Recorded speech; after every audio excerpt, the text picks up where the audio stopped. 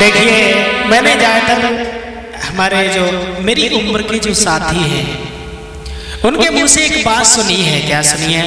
बोले भैया हम कथा काय को सुने, हमें क्या जरूरत है, और भगवान का भजन काय को करें, काय को कथा कराएं। बात उनकी भी सही है, बात उनकी भी सही है।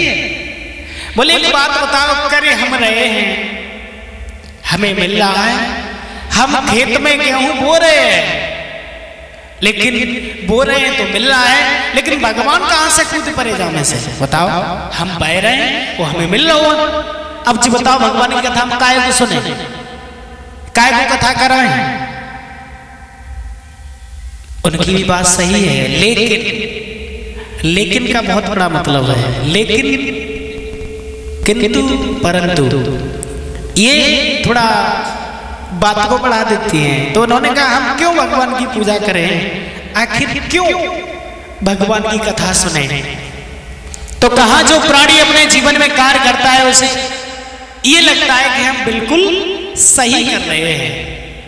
और ये भी बात सही है परीक्षित महाराज, कोई भी प्राणी इस दुनिया में गलत काम तो करता ही नहीं है। इस संसार में कोई भी प्राणी गलत काम नहीं करता।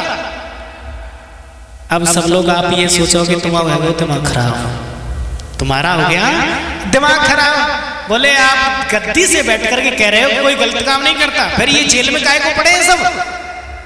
बोले यदि उन्हें मालूम होता कि ये गलत है तो वो करते ही नहीं, उन्हें अच्छा लगा तभी तो किया।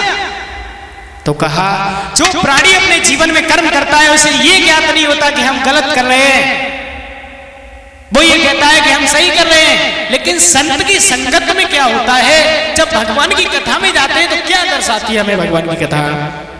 तो गोस्वामी तुलसीदास जी ने एक चौपाई के माध्यम से बताया।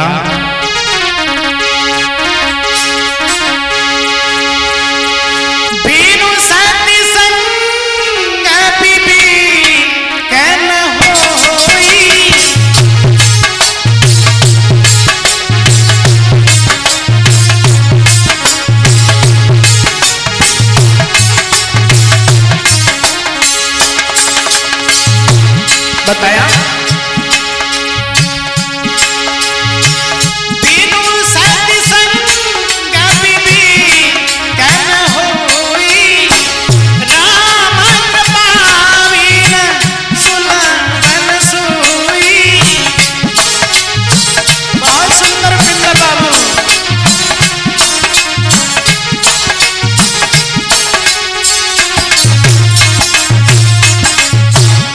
बताया विनु सति संग विवेकन होई, और राम कृपा बिन सुलभन सोई।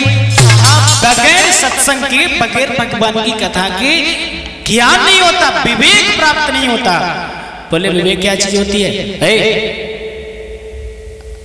बताया बुद्धि हर किसी के अंदर होती है, लेकिन विवेक हर किसी के अंदर नहीं होता। एक चोर के भी पास बुद्धि होती है लेकिन विवेक नहीं होता। एक डाकू के अंदर विवेक नहीं होता, बुद्धि होती है। एक कुत्ता है, उसे अपना पेट कैसे भरना है उसे इतनी बुद्धि है कि घर घर में जाकर के कोरा लेकर के अपना पेट भर सकता है, उसमें बुद्धि है लेकिन विवेक नहीं। तो विवेक क्या है? विवेक वो चीज होती है कोई काम करने से पहले सोच लेता है आखिर ये इसका परिणाम क्या होगा, ये हम जो कर रहे हैं वो सही है या गलत है। अब एक दूसरा विद्वान बोला भैया तुम ही बता दो क्या गलत है और क्या सही है। सही और गलत का मतलब क्या पुण्य है क्या पाप है? तो पाप पुण्य की परिभाषा क्या है?